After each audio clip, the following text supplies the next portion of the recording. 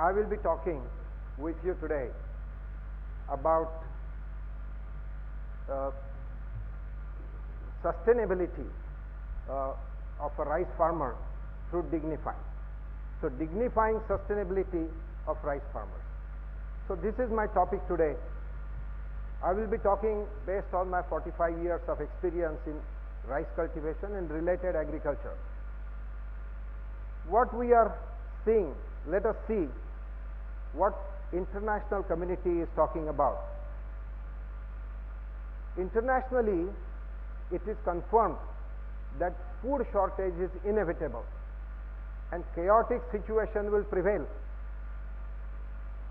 At the same time, food production is also considered as biggest problem, biggest challenge and biggest opportunity of the century.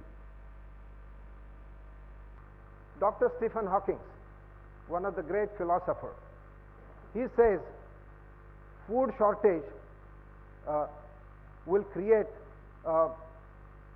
he says that food shortage and global warming will create terrible situation in the world where it will be, we will have to search for a different earth. But at the same time, Warren Buffett, another perspective of the subject, he says very soon farmers will drive Ferrari and IT experts will drive their tractors. So my friend, when such a controversial thing is happening, that there is going to be food shortage, it's going to be the biggest opportunity of the century, and of course, if you are a farmer, you'll get to drive a Ferrari. When such a situation is there in the world today, why in the world youth is not attracted to the farming? Youth is turning their back to the farming profession. We have to really see this situation, and I have gone through this with my family for last 45 years. When I analyzed why farmers, why youth is not going to the farming profession, I found out that it's a very hard work, very monotonous, and there is no dignity for the farming. In fact, farmers are doing the most important work for the society of the world. They are producing food. And there is another issue, which is they are tackling the global warming also by doing carbon sequestration. So there are these two important issues what farmers are doing, but farmers are the last people of the society. There is no dignity for the farmer. We think that for survival and performance, we need food, shelter and clothing. But according to me, there is fourth thing, which is dignity, and that dignity must come first, which farmers don't get it. This is where the hitch is there, why able youth is not interested in going into farming. I think we have found a solution. We have found a solution where able youth can be attracted to the farming. Able physically, able mentally, able risk-taking, everything. We have to have able youth coming into farming. And you may be surprised to know that the average age of a farmer of the international, all over the world, is 60 today. Average age of a farmer in Thailand is 64. Average age of a farmer in Japan is 68. But average age of my farm, of a farmer, of an individual on my farm, is only 31. We have found a solution. We have found a solution to attract able youth into farming, and that is agrotourism. You can take a look at these slides. What does this do? We have defined agrotourism as an activity organized by farmer himself, where leisure learning and fun is combined together. If that happens, all our city brothers and sisters, they come to farmer, in farmer's angan, in farmer's patio, where there is interaction, and our city brothers and sisters, they appreciate what the farmer has done. If that happens, the able youth get attracted. Once able youth is attracted, now the next situation is, what we need is a smart farming. What is smart farming? Smart farming is where everything is conserved, all inputs are conserved, the labor is conserved, water is conserved, fertilizer, seed, everything is conserved, but at the same time productivity is maintained or improved. The soil health is improved. So this is conservation agriculture. In case of conservation agriculture and smart farming, there are other characteristics also, where the farmer doesn't have to depend on climate, the most optimum climate. Even if there is variation, there is problem in the climate, the farmer can, the technique or the farmer should be able to adapt to that situation. It should be climate smart agriculture. It should be easy to learn. It should be cost effective. There should be less cost and more profitability. After agrotourism, which attracted able youth, we have come up with a system which we call SRT, Saguna Rice Technique. And Saguna Rice Technique is a technique which is conservation agriculture. I explained you what is conservation agriculture. In short, it is called as CA. SRT is a conservation agriculture, zero-till method of farming, which does not cause atrocity of tillage, which stops soil erosion completely, which promotes natural production of earthworms. It increases organic carbon of the soil, health of the soil. It considerably increases the productivity of the land, and most importantly, added effect of happiness and confidence to the farmer himself. So if all these things are there, of course, young farmers, able farmers will come into farming, and this is what is already happening in our experience, which I am going to explain you and show you ahead of the time.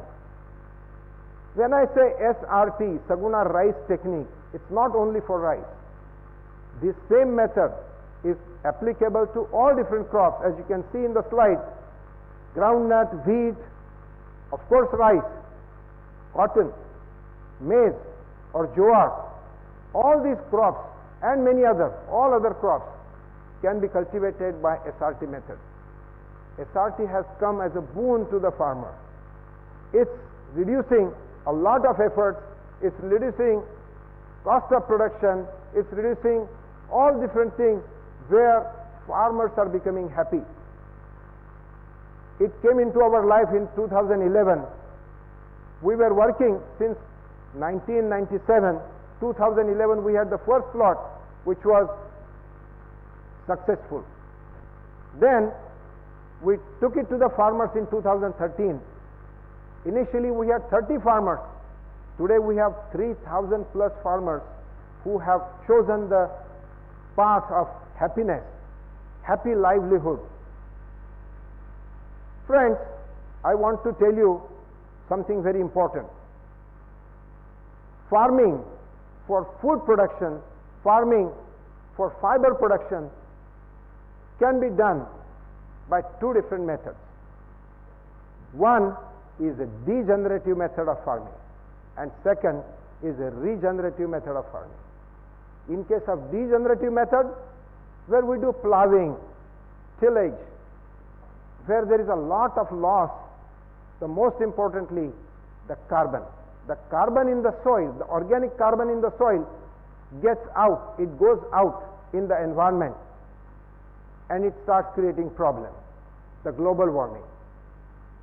And when you take that carbon from the atmosphere and fix it into the soil, that is, conserve the carbon, that is, you get the carbon sequestration done while you are doing food production, it is called as a regenerative method of farming. These are the two very important methods the world can go by to produce food production. And you may have a question, how can one do production of agriculture if you don't do the plowing? Thousands of years, everybody's been plowing the land to begin with to get into the farming. But my friends, you can of course remember long ancient days, people used to say earth is a flat. But there came somebody and he said, no, the earth is round because there is shadow on the moon and so on. You know what he got as a gift from the society? Because he proved that, scientifically said that earth is round, he got capital punishment, the Galileo. Of course it was not executed. So we need to go in agriculture also from flat earth theory to round earth theory. That means the truth, the reality, the science is we should not do atrocity of tillage to the land. In case of this method, there are multiple benefits of farming. Some of the most important is it is cost saving and labor saving. Farmer saves a lot of labor and lot of cost. So it's very important issue for the farmer. Second, in this method of SRT, we don't plow the land. We keep the roots of the previous crop in the soil in situ and we allow it to decay slowly. It also, because of which, it also increases population of earthworms, and the decaying and drying roots of the previous crop, both earthworms and the roots create capillaries in the soil, which allows infiltration of water in the soil. All excess water gets infiltrated. Instead of degenerative farming, there is compaction of the soil because of machinery and because of ploughing. Compaction generates the surface flow, which is bad for the soil and for the environment. Whereas infiltration of water, which is caused because of zero-till method like SRT, there is benefit to the society, benefit to the atmosphere. In this case, we also, what you are seeing, that Punjab farmers, they have to burn the straw. In SRT, we don't have to burn the straw. The straw becomes asset to the farmer, and the roots of the farmer become asset to the farmer. They make the land fertile, they make the work easy. Many more benefits. In our system, we have found out through multiple experiments in soil sampling and analysis of soil, where we do rotation of crops, we are able to sequester, we are able to fix 0.5% carbon into the soil. 0.5% carbon into the soil is equivalent to 9 tons of carbon dioxide per year per acre. Just imagine our farm, out of 50 acres, if we are doing it on the 30 acres, multiply by 9 is 270 tons of carbon dioxide we are fixing in our farm every year. This is what every farmer must do. Every farmer, whether it is research, whether it is production, whether it is university, whether it is government agriculture department, we all need to do, we all need to concentrate on this particular issue. You also must be knowing that rice is considered as threat to the world. Many scientists in Switzerland, America, they say rice is threat to the world. You know why? It's because rice gulps a lot of water. To produce 1 kilo of rice, it takes 3,000 liters of water. Rice gulps a lot of water. Also, rice emits methane. If we want to prevent both of these things, it has to be an aerobic method of rice cultivation. And SRT is aerobic method of rice cultivation. I told you, this method is got ability to do recharging of aquifers. And this is also, there are many benefits like that, and let's go over to the next slide, where I told you earthworms are there, and showing earthworms in the paddy field was sought out by many scientists all over the world, but it was the SRT scientists, SRT farmers, who were actually scientists. That's why I said SRT associated scientists of farmer. So SRT farmers were the first ones to demonstrate earthworms in the paddy field, first time in the world. And this is one of the biggest things. And as I told you, SRT has the biggest advantage of making farmer happy. Parshuram is an amazing example. He has 3 daughters. He used to do a lot of labor. He has 4 acres of land. From his 4 acres of land, cultivating rice traditionally, he was able to get 15,000 rupees and maybe 20% of his food requirement of the year. But now, with SRT method, he is able to get 80% of the food and more than 2 lakh rupees a year as a cash that he is getting. And he is able to contribute a lot of time to his society now. So these are some of the things that is happening. There are 3,000 farmers who are saying the same thing. My friends, SRT has brought hope for dignifying rice productivity and make sure that world will get food security and carbon sequestration to prevent global warming. Thank you very much.